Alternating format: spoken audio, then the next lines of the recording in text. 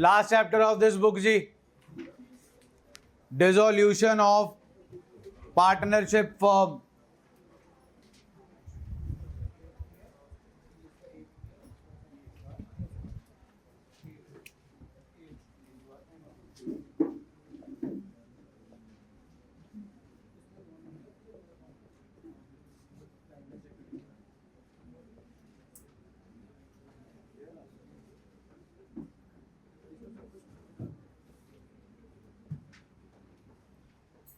यही आपके चैप्टर का नाम, डिसोल्यूशन ऑफ पार्टनरशिप फर्म।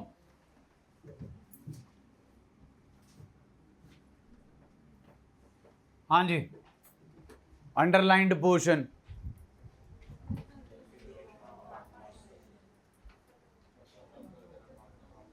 खत्म कर देना पार्टनरशिप, बहुत बढ़िया, खत्म ही है बस पार्टनरशिप, स्कोप कोई नहीं है। Chapter number 3, chapter number 4, chapter number 5, chapter number 6 is this dissolution of partnership. Old agreement comes to an new one comes into, that is known as reconstitution. Reconstitution leads to dissolution of partnership agreement among the old partners and new one comes into existence.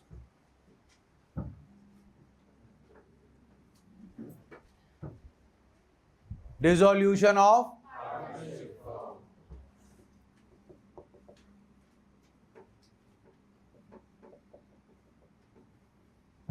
और इसी का दूसरा नाम one and the means the business is getting closed. धंधा बंद।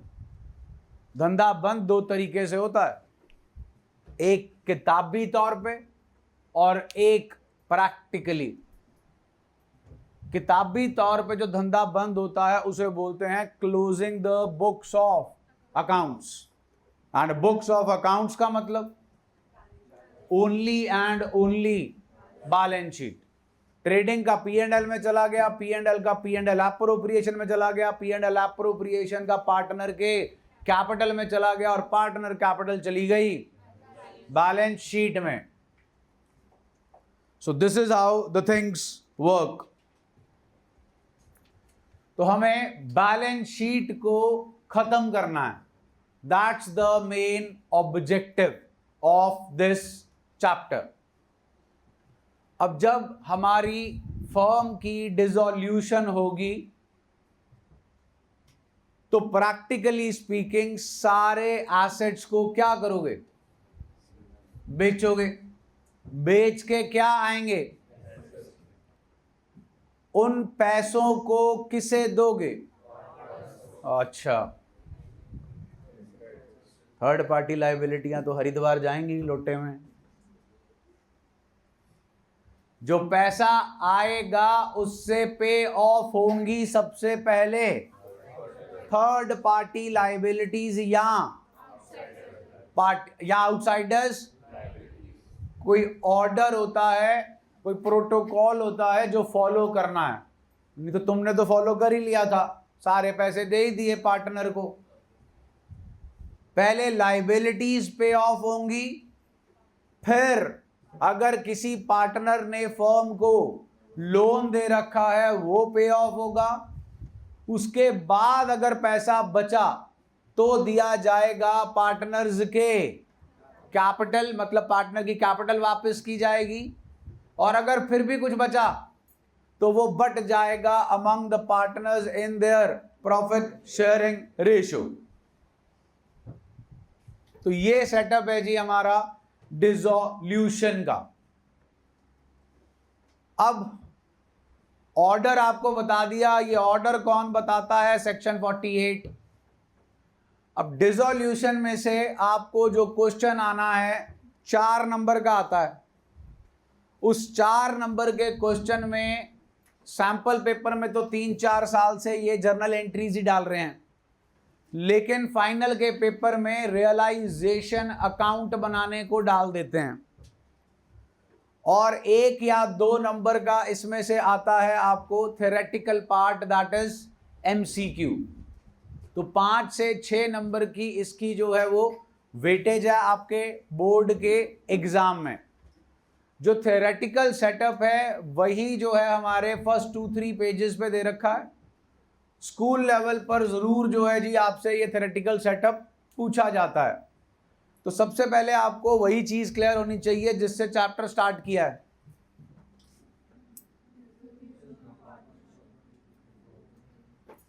दोनों अलग अलग चीजें हैं, और इसी का दूसरा नाम है डिसोल्यूशन ऑफ फर्म। आइए जी, dissolution of the firm means business of the firm is closed and the firm is dissolved. As a result, economic relationship among the partners ends. It differs from dissolution of partnership, which means reconstitution of the, but the firm. Section underline करो जी, CUET में आया इसी साल। Section केड़ा जी? Of the Indian partnership act 1932 कहता है dissolution of firm means among,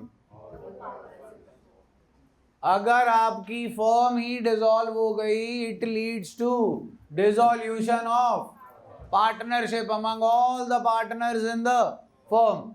ध्यान से सुनो कॉन्टेक्स्ट। अगर धंधा बंद हो गया तो पार्टनर्स के बीच की पार्टनरशिप भी बंद हो गई। लेकिन अगर पार्टनर के बीच की पार्टनरशिप एंड हुई तो क्या धंधा भी एंड हो गया?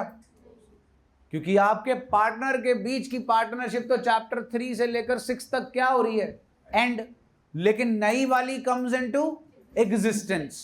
सो this whole thing leads to this, but this thing doesn't leads to the whole. In dissolution of the firm, assets of the firm are realized. Realized का मतलब समझते हो? नहीं, because you never realize your mistake. You keep on repeating those. That's not the realized meaning here. यहाँ realized का meaning है बेचकर पैसे या वर्थ आ गई। And outside liabilities and loan by partner or partners are balance if any is paid to the partners in settlement of their. अगली bracket अभी समझने लायक नहीं हो आप। If there is shortfall in meeting the outside liabilities, it is met by the partners from their. How you have balanced partners capital account since chapter number 1? To balance second chapter में नहीं थे, third fourth fifth sixth में थे।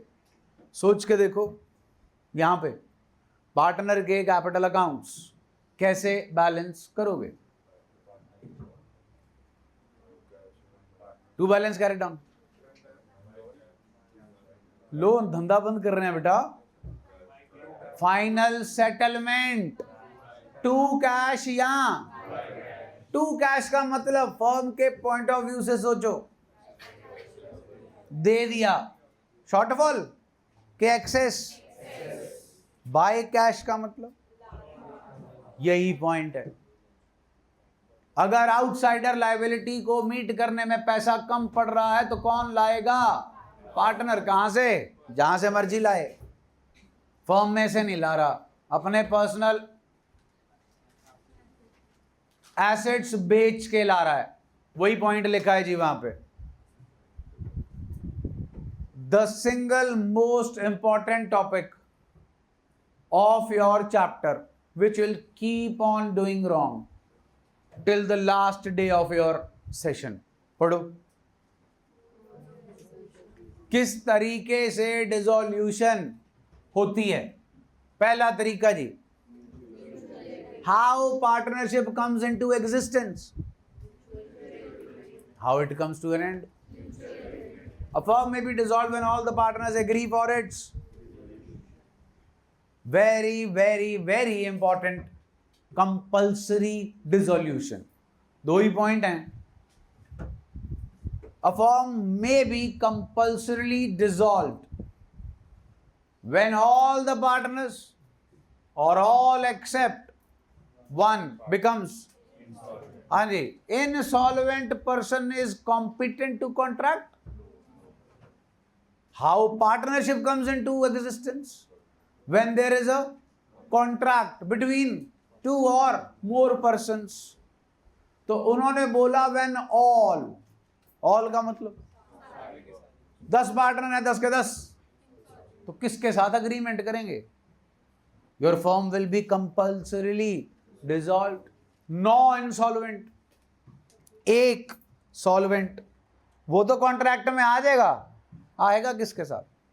खुद के साथ ही. बोलो जी, point समझ में आ गया?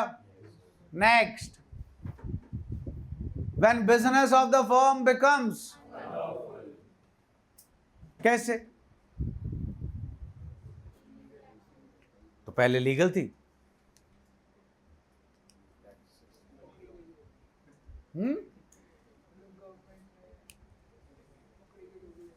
पकड़ी गई हो, मतलब तुम तो गलत काम कर रहे थे, भाई पकड़े गए.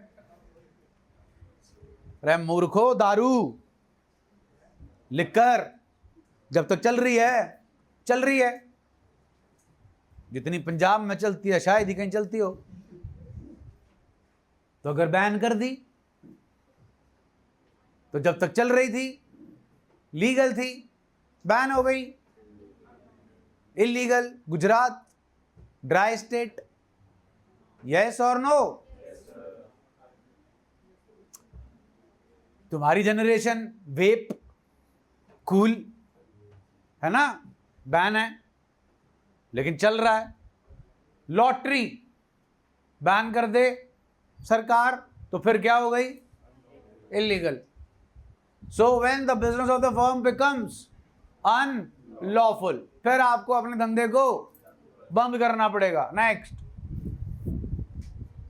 Bye notice. In case your partnership is at will, the firm may be dissolved by any partner giving notice in writing to all the other partners of his intention to dissolve the firm. Section 40. Mark कर लो जी. On the happening of an, इसमें ऊपर की दो लाइनें ध्यान से समझो. A firm may be dissolved in any of the following if, that's the catch point. If partnership deed, अगर पार्टनरशिप डीड में लिखा है तो नीचे लिखे हुए इवेंट्स के हैपन होने की सिचुएशन में आपकी फर्म क्या हो जाएगी? On expiry of the term for which the firm is. आपने 5 साल के लिए फर्म बनाई जी, 5 साल पूरे हो गए. On second point, completion of the venture means project. पुल बनाना था, उसके लिए पार्टनरशिप फर्म बनाई, पुल बन गया, कहानी खत्म. On the if does not, for partnership deed में फर्म की कॉन्टिन्यूएशन के बारे में कुछ नहीं लिखा है, तो अगर आपके पार्टनर की डेथ हो गई, firm dissolve. On adjudication of a partner as, अगर आपके पार्टनरशिप डीड में लिखा है कि अगर कोई भी एक भी पार्टनर इंसॉल्वेंट करार हो गया, फर्म डिसॉल्व. ये सब चीजें कब होंगी? अगर पार्टनरशिप डीड में मेंशन होगा, then on the happening of these events the firm will dissolve. The second most important point जहां पर आप लोग फंसते हो, आप लोग मिक्स कर देते हो compulsory dissolution and dissolution by court. बस यही ध्यान देना है. कंपल्सरी डिसोल्यूशन ऑल और any one of them, all और एक्सेप्ट वन, बाकी सब इंसॉल्वेंट. और दूसरा when the business of the firm becomes. अब आता है डिसोल्यूशन बाय कोर्ट. कब आएगी पिक्चर में? To dissolve the firm.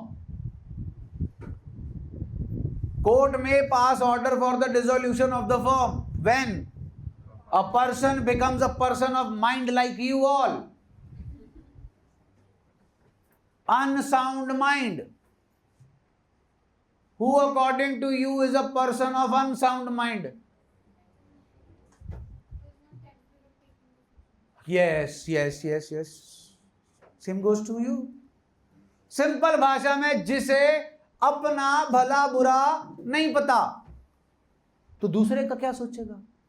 तो सेम लाइक यू, तुम्हें अपना भला बुरा नहीं पता, तभी तो तुम अपनी जिंदगी के साथ मजाक कर रहे हो। अब अनसाउंड माइंड वो होता है जी जो पत्थर उठाए तुम्हारे सिर पे भी मार सकता है, अपने पे भी मार सकता है, हालात तुम्हारे वही हैं। हाँ, इतना हुआ तुम दूसरे पे नहीं मारोगे लेकिन अपने पे तुम मार ही रहे हो। तुम्हें लेक्चरबाजी दी थी जून के अंदर स्टार्टिंग में, दिस इज मेक और ब्रेक मंथ, तुमने तो ब्रेक कर दिया। तुमने कर दी डेथ की डेथ, रिटायरमेंट को रिटायर, एडमिशन हुई कोई नहीं।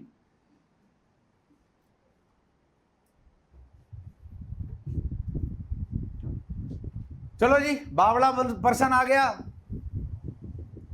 तो फॉर्म डिसॉल्व हो जाएगी। B part, a person becomes permanently incapable of performing his as a, coma में चला गया जी, तो कर लेगा duties perform. Next, a partner is found which is likely to adversely, तुम में से किसी ने एक मर्डर कर दिया या घपला कर दिया, अब उस बंदे को पार्टनर बना के रखोगे? हाँ, गुंडागर्दी का बिजनेस हो तो बना लेना, लेकिन अगर लॉफुल बिजनेस कर रहे हो तो नहीं। Next, partnership agreement is breached persistently bye partner और पार्टनर्स। यानी पार्टनरशिप अग्रीमेंट तो पता होगा जी, ड्राइंग्स, लिमिट लगा दी पर मंथ 10,000 से ज्यादा नहीं।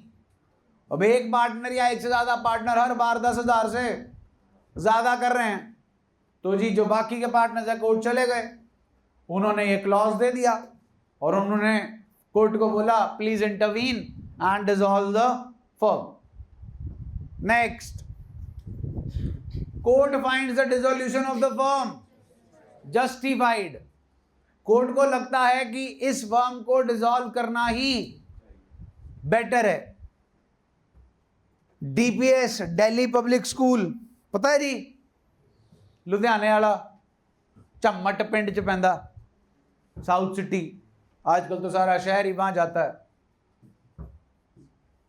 किसी भी एजुकेशनल इंस्टीट्यूशन के 100 मीटर के दायरे में लिक्कर शॉप, ठेका, शराब देसी अंग्रेजी होना नहीं चाहिए। डीपीएस जाओ तो कोने पे मिलता है विद अहाता टू ड्रिंकिंग प्लेस। तो ये एग्जांपल मैं हर साल देता हूं जी, बिकॉज ओपन हुआ था 2009 में when I used to teach in DPS. उस टाइम इलेक्शन थे सिर पे, तो स्कूल वालों ने मेरे को ही लेटर लिख के भेजा था, तो I went to court complex, कचहरियां, तो वहां जाकर हम एप्लीकेशन देकर आए थे कि भैया इसे यहां से रिमूव कराओ, एक स्कूल छोड़ो, उसी रोड से आगे जाकर जीएनपीएस बिरमी में पड़ता है स्कूल की ब्रांच, तो यहां से आप जो है इसे बच्चे जो है वो पास आउट करेंगे, क्या इफेक्ट पड़ेगा, अब क्या ही मैं बोलूं।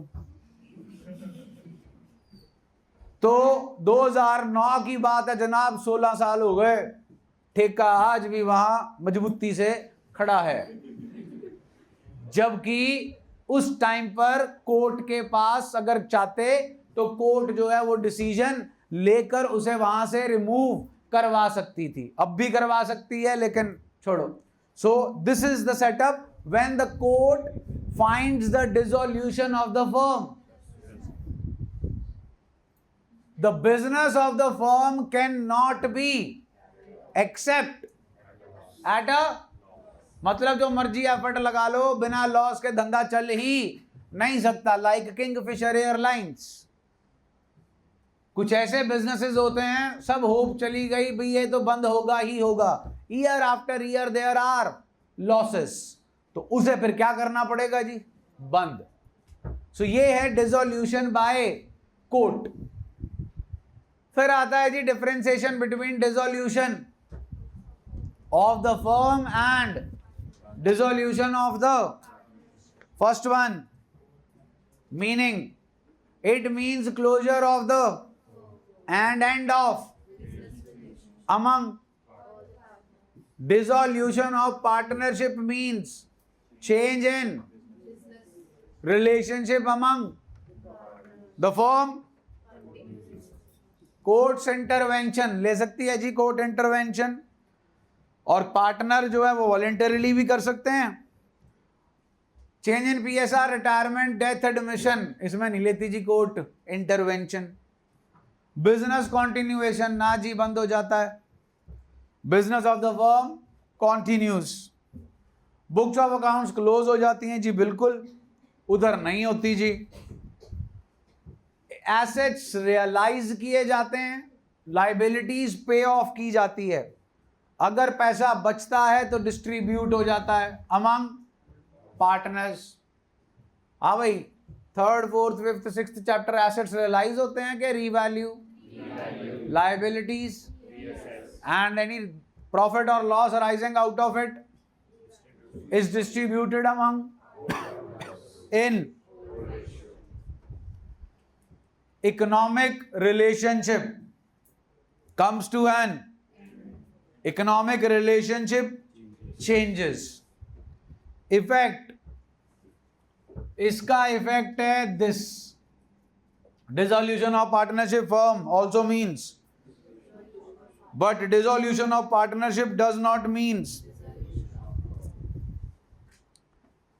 ध्यान दीजिएगा, सेटलमेंट ऑफ अकाउंट्स, अगर इस चैप्टर को लॉजिकली समझना चाहते हो तो section 48 is of utmost importance, जिसकी हेडिंग है settlement of accounts.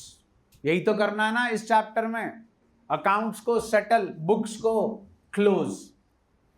Generally two issues are to be resolved at the time of dissolution of the firm. These are, पहला जी, दूसरा जी पेमेंट ऑफ, एंड चलिए section 48 settlement of accounts. Section 48 of Indian Partnership Act 1932 deals with the settlement of when the firm is dissolved. It is discussed below।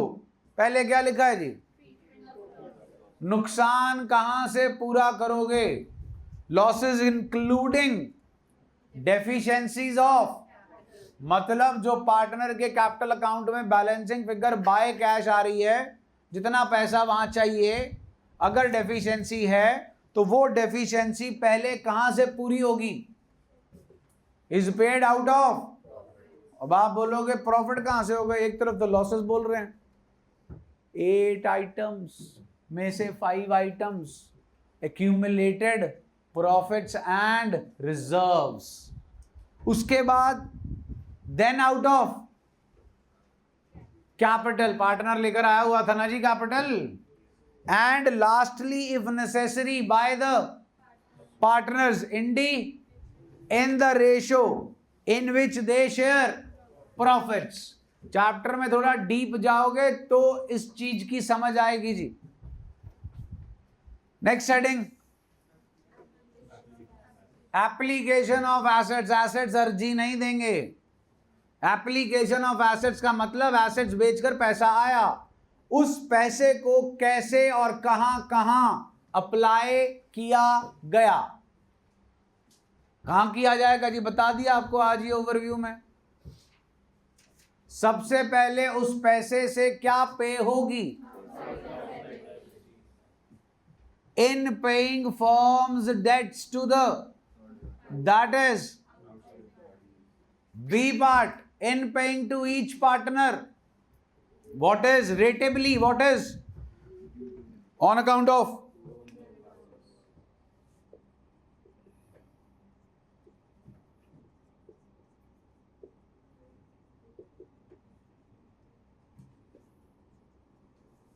Loan दे रखा है जी ए, B और सी ने फर्म को।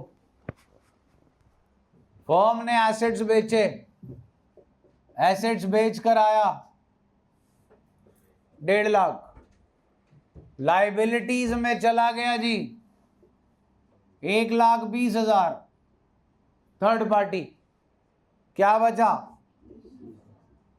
30,000। अब किन को देना है? पार्टनर्स को, रेटेबली। 3, 2, 1. The firm doesn't have 60,000. The firm only has to pay them off. तो वो पे ऑफ कैसे होगा जी? 3, 2, 1। इसे बोलते हैं रेटेबली। और अगर ज्यादा पैसे कमा लिए, लोन भुगत गया, फिर भी पैसे बचे, तो फिर जितनी उनकी कैपिटल बचती होगी उसकी भी क्या निकाल लेंगे जी? रेशो। टेंशन नहीं है, सारा काम ऑटोमेटिक मोड में चलता है, हमें इन सारे कामों की टेंशन लेने की कोई जरूरत नहीं जी। हम एक नॉर्मल प्रोसीजर फॉलो करेंगे, these things will automatically be taken care of. चलिए थर्ड पॉइंट पढ़ लीजिए। In paying to each partner rateably what is due to him on account of the residue if any is distributed among the partners in their profit sharing. आइए section underline कर लीजिए, केड़ा है जी? 48। हाँ जी, यही जो सेक्शन आपका अभी आपने किया है 48B, यही सारी इलस्ट्रेशंस में जाना है। अब सेक्शन 48B क्या कहता है? सबसे पहले किसका भुगतान होगा, फिर और फिर अगर कुछ बचा तो डिस्ट्रीब्यूट होगा among partners in their profit sharing. आइए जी इलस्ट्रेशन 1।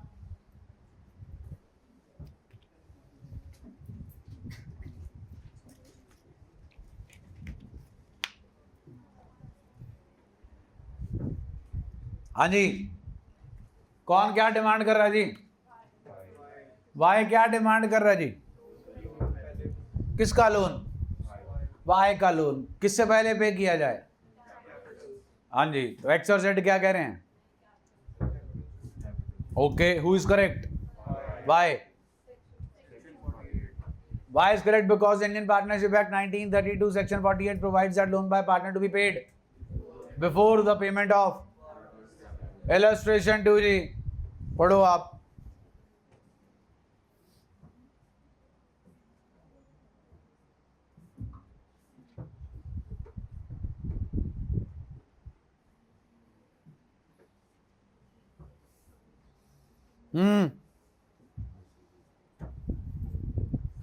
हाँ जी, कितने पैसे हैं हमारे पास? चलो पैसे तो नहीं बताए जी। कौन पहले पे ऑफ होगा जी? हाँ जी, मिसेज अबेज लोन के योगेश। वाई? मिसेज अबेज loan is a third party liability, where as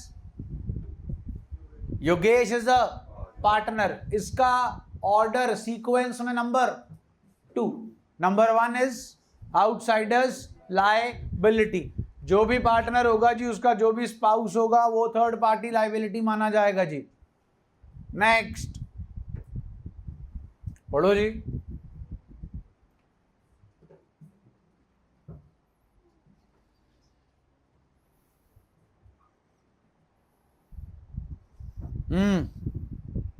कितने पैसे हैं जी हमारे पास?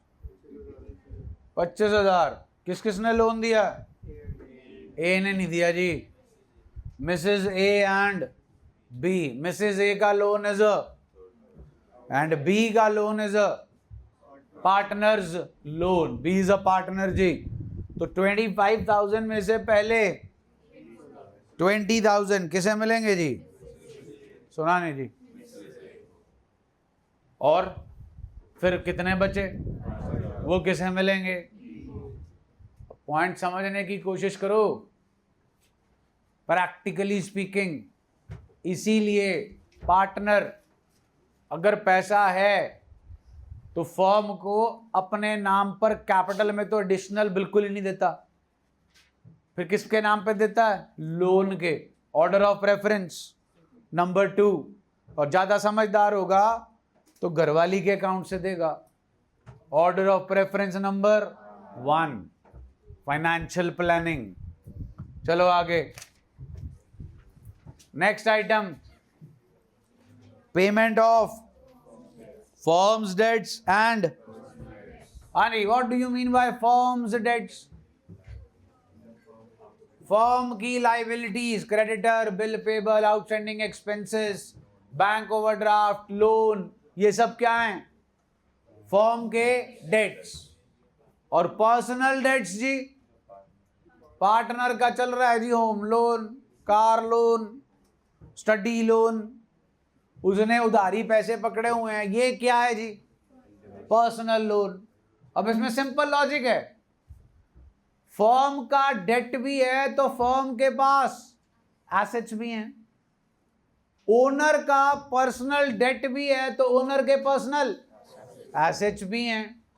बिल्कुल ठीक है जी।